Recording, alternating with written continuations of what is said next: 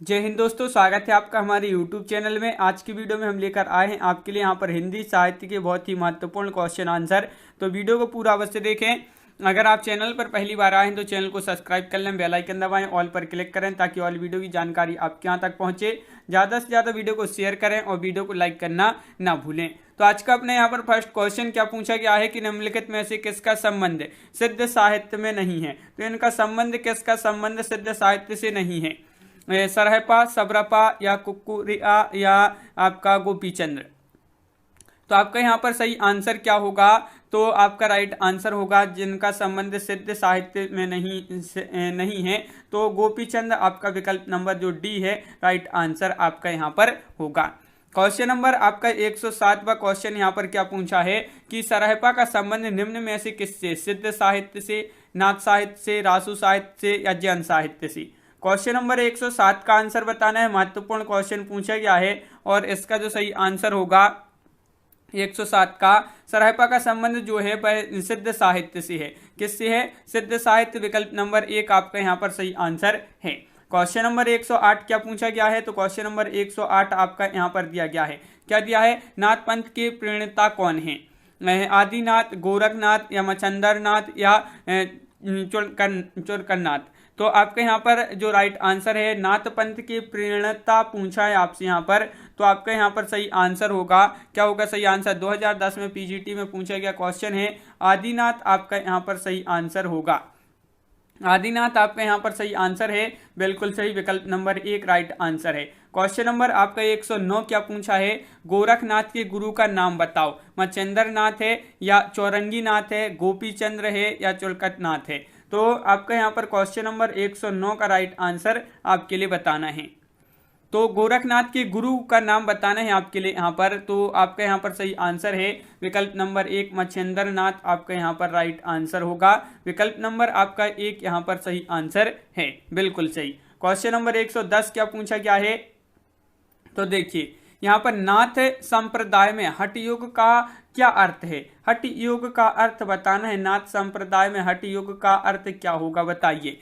कठिन साधना, अडिग योग साधना, हठ पूर्वक योग या हा का अर्थ सूर्य और ठा का अर्थ इंद्र, दोनों का योग। तो आपका यहाँ पर सही आंसर होगा विकल्प नंबर आपका डी, हा का अर्थ सूर्य और ठा का अर्थ इंद्र, दोनों का योग आपका यहाँ पर सही आंसर है। तो सूर्य इंद्र आपका सही, सूर्य चंद्र, यहाँ पर है हा का अर्थ होगा सूर्य और ठा का अर्थ होगा चंद्र। तो इस प्रकार आपका दोनों का योग राइट आंसर यहाँ पर है। क्वेश्चन नंबर 111 पूछा है सिद्धों की साधना में शून्य का पूरक तत्व था। तो सिद्धों की साधना में शून्य का पूरक तत्व था, वज्र था, चित्र, अग्नि या ज्ञान? क्वेश्चन नंबर 111 का राइट आंसर बताना है। तो 111 का राइट आंसर आपका वज्र राइट आंसर होगा। वज्र जिन्होंने बताया है उनका यहाँ पर सही आंसर है, वज्र आपका सही आंसर है, बिल्कुल सही। क्वेश्चन नंबर 112 देख लेते हैं क्या पूछा है। 112वां क्वेश्चन आपका यहाँ पर दिया गया है। देखिए, सिद्ध कवियों द्वारा प्रयुक्त भाषा को कहा जाता है। तो क्या कहा जाता है ये आपके लिए बताना है 112 में। तो सिद्ध कवियों द्वारा प्रयुक्त भाषा को क्या कहा जाता है? डिंगल, अभट्य, अपभ्रंश या संधा? तो आपके यहाँ पर सही आंसर है, इसको कहा जाता है, क्या कहा जाता है? संधा भाषा कहा जाता है। तो संधा आपका यहाँ पर सही आंसर है, बिल्कुल सही। 2001 में पूछा गया क्वेश्चन है आपका महत्वपूर्ण। क्वेश्चन नंबर 113वां क्वेश्चन क्या पूछा गया है? तो क्वेश्चन नंबर 113 देख लेते हैं। देखिए कि निम्नलिखित में से सिद्ध साहित्य के विषय में कौन सा कथन सही नहीं है, सत्य नहीं है? तो भाई आपके लिए यहाँ पर कथन का चयन करना है। क्वेश्चन नंबर 113 का आपका जो सही आंसर है कि सिद्ध साहित्य के विषय में कौन सा कथन सही नहीं है? तो आपका राइट आंसर है सिद्ध साहित्य का प्रणयन पिंगल भाषा में हुआ है। ये कथन कैसा है? सही नहीं है। तो विकल्प नंबर डी आपका यहाँ पर सही आंसर है। क्वेश्चन आपका यहाँ पर जो पूछा गया है अगला क्या पूछा गया है? तो यहाँ पर आपका भक्ति काल से संबंधित अगला क्वेश्चन देख लेते हैं। भक्ति काल आ गए हैं यहाँ पर। भक्ति काल में देखिए फर्स्ट क्वेश्चन है कि समग्र भक्तिकालीन काव्य पर कौन सी विशेषता लागू होती है? तो बताइए कौन सी विशेषता लागू होती है? तो क्वेश्चन नंबर फर्स्ट है यहाँ पर भक्ति काल का और आपका सही आंसर है यहाँ पर कि समग्र भक्तिकालीन काव्य पर कौन सी विशेषता लागू होती है? तो विकल्प number A C right answer है, अहंकार का त्याग। अहंकार का त्याग यानी कि विकल्प नंबर सी आपका राइट आंसर होगा। क्वेश्चन नंबर 2 क्या पूछा गया है, भक्ति काल की समय सीमा क्या है। तो भक्ति काल की समय सीमा बताने हैं आपके लिए क्या है, महत्वपूर्ण क्वेश्चन पूछा गया है। 4 विकल्प आपके यहाँ पर उपलब्ध हैं और क्वेश्चन नंबर 2 का आपका जो सही आंसर होगा कि भक्ति काल की समय सीमा क्या है, तो आपका विकल्प नंबर डी राइट आंसर है। उपरोक्त में से कोई नहीं, उपरोक्त में से कोई नहीं आपका सही आंसर है। देखिए हिंदी साहित्य में भक्ति काल का समय विक्रम संवत 1375 से जो है 1700 तक माना जाता है। और यहाँ पर आपका अगला क्वेश्चन क्या पूछा है, देखिए यहाँ पर ये रहा कि आपका अगला क्वेश्चन है संवत 1375 से 1700 तक के साहित्य में कौन सी भावधारा परिलक्षित होती है। तो श्रृंगारिकता, रीति, वीरता या भक्ति। तो आपके यहाँ पर सही आंसर है, यहाँ पर भक्ति राइट आंसर है। अभी पढ़ा भक्ति, आपका डी राइट आंसर है, तो बिल्कुल सही। अगला क्वेश्चन क्या पूछा है, क्वेश्चन नंबर 4 देख लेते हैं। भक्ति के स्रोत को दक्षिण से उत्तर भारत में प्रसारित होने के सिद्धांत का समर्थन करने वाले विद्वान हैं। तो भक्ति के स्रोत को दक्षिण से उत्तर भारत में प्रसारित होने के सिद्धांत का समर्थन करने वाले जो विद्वान हैं, गिरीशन, आचार्य रामचंद्र शुक्ल, हजारी प्रसाद द्विवेदी या जयशंकर प्रसाद। तो वह विद्वान है कौन, आचार्य रामचंद्र शुक्ल। शुक्ल आपका यहाँ पर सही आंसर है, शुक्ल जी थे।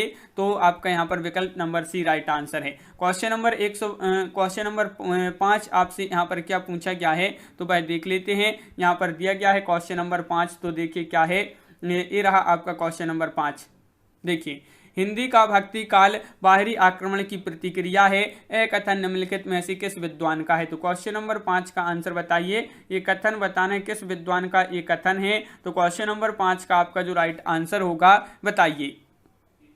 महत्वपूर्ण क्वेश्चन है क्वेश्चन नंबर 5, विकल्प नंबर सी राइट आंसर है, रामचंद्र शुक्ल आपका सही आंसर है, बिल्कुल सही। रामचंद्र शुक्ल जिन्होंने बताया है, विकल्प नंबर सी आपका सही आंसर यहाँ पर है। क्वेश्चन नंबर 6 क्या पूछा गया है कि रामानुजाचार्य ने किस दर्शन का प्रतिपादन किया है। तो वह दर्शन बताना है, कौन सा वह दर्शन है जिसका प्रतिपादन किया है किसने, रामानुजाचार्य ने। तो 4 विकल्प आपके यहाँ पर दिए गए हैं। क्वेश्चन नंबर है 6, महत्वपूर्ण क्वेश्चन बताइए क्या है इसका सही आंसर। रामानुजाचार्य ने किस दर्शन का प्रतिपादन किया है, तो विशिष्टता द्वैतवाद आपका विकल्प number C right answer. 2013 TGT में ये क्वेश्चन पूछा गया है। क्वेश्चन नंबर आपका यहाँ पर जो 7 पूछा गया है, भाई क्या पूछा गया है, तो यहाँ पर देख लेते हैं। क्वेश्चन नंबर 7 आपका देखिए, विशिष्टता द्वैतवाद के प्रतिपादक कौन थी। तो अब भी पढ़ा है कौन थे, रामानुजाचार्य आपका यहाँ पर सही आंसर होगा, बिल्कुल सही, रामानुजाचार्य विकल्प नंबर बी। अब भी पढ़ा यहाँ पर पिछले क्वेश्चन में। आलवार भक्तों की संख्या कितनी मानी गई है, तो आलवार भक्तों की संख्या बताना है कितनी मानी गई है। इनकी संख्या 4 विकल्प आपके यहाँ पर दिए गए हैं, 9, 12, 20 या 15। तो आपका यहाँ पर सही आंसर होगा, आलवार भक्तों की जो संख्या मानी गई है वह मानी गई है 12। कितनी मानी गई है, 12, यानी कि विकल्प नंबर सी आपका राइट आंसर है।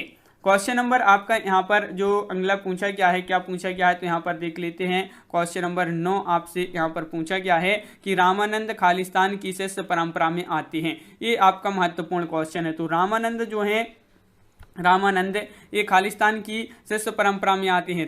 रंगाचार्य, रामानुजाचार्य, नाथमुनि या पुंडरीकाक्ष। तो 9 का आपका जो सही आंसर होगा वह आपका यहाँ पर होगा सही आंसर, रामानुजाचार्य। रामानुजाचार्य की शिष्य परंपरा में आते हैं रामानंद। तो विकल्प नंबर सी आपका सही आंसर है। क्वेश्चन नंबर आपका यहाँ पर 10 पूछा है, निम्नलिखित में से कौन रामानंद की शिष्य परंपरा में नहीं है। नहीं है, कौन नहीं है, कबीरदास, मलुकदास, नरहरिदास या रैदास। तो क्वेश्चन नंबर 10 का आंसर बताइए, महत्वपूर्ण क्वेश्चन है आपका यहाँ पर। और इसका जो सही आंसर जीआईसी प्रवक्ता परीक्षा 2015 में पूछा गया क्वेश्चन है, सही आंसर होगा आपका विकल्प नंबर सी, मलुकदास। मलुकदास रामानंद की शिष्य परंपरा में नहीं आते हैं, तो विकल्प नंबर सी राइट आंसर यहाँ पर है।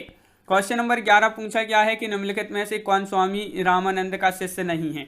तो नहीं था तो कौन नहीं था, ये आपके लिए बताना है। तो रामानंद, स्वामी रामानंद का शिष्य नहीं था, तो अनंतानंद, नरहरियानंद, सुखानंद या रैदास। तो क्वेश्चन नंबर 11 का सही आंसर बताइए। तो 11 का राइट आंसर है आपका विकल्प नंबर सी, यानी कि नरहरियानंद आपका यहाँ पर राइट आंसर है, बिल्कुल सही, विकल्प नंबर सी। 2018 में एलटी ग्रेड में ये क्वेश्चन पूछा गया, महत्वपूर्ण क्वेश्चन है। क्वेश्चन नंबर 12 यहाँ पर देख लेते हैं क्या पूछा है। देखिए ये रहा आपका क्वेश्चन नंबर 12, टीजीटी पीजीटी 2010-2012 में पूछा गया, भक्ति काल को हिंदी काव्य का स्वर्ण युग सर्वप्रथम किसने कहा है।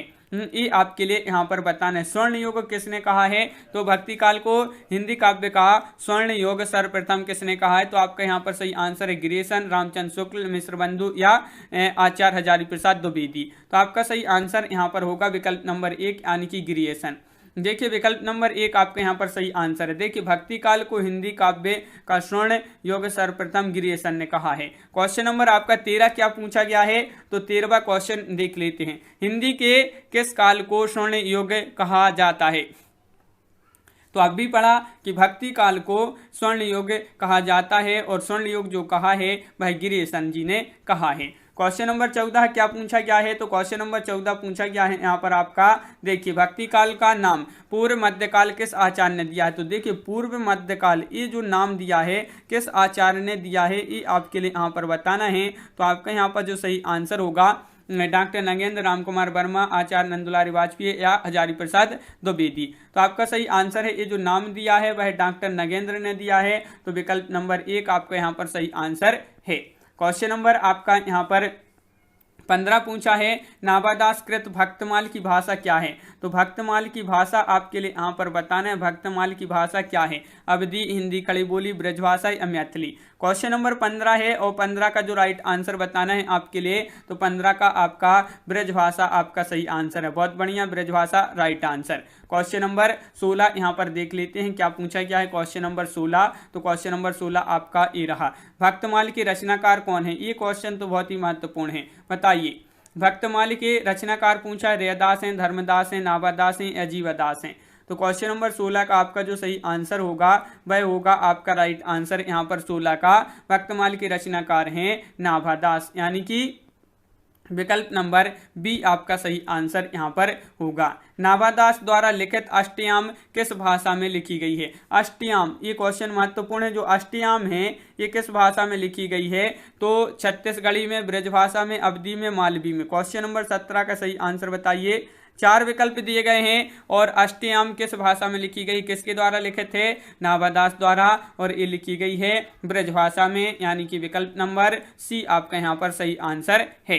क्वेश्चन नंबर 18 क्या पूछा गया है, अष्टयाम की रचयिता कौन है? तो अष्टयाम की रचयिता बताने हैं आपके लिए सूरदास, नाभादास, गोकुलनाथ या वल्लभाचार्य। ये आपकी ब्रज भाषा में लिखी गई है अष्टयाम, और इसके जो रचयिता हैं वह आपसे पूछा है। तो आपका टीजीटी परीक्षा 2011 में एक क्वेश्चन पूछा था और नाभादास इसकी क्या है, रचयिता है, किसके? अष्टयाम की।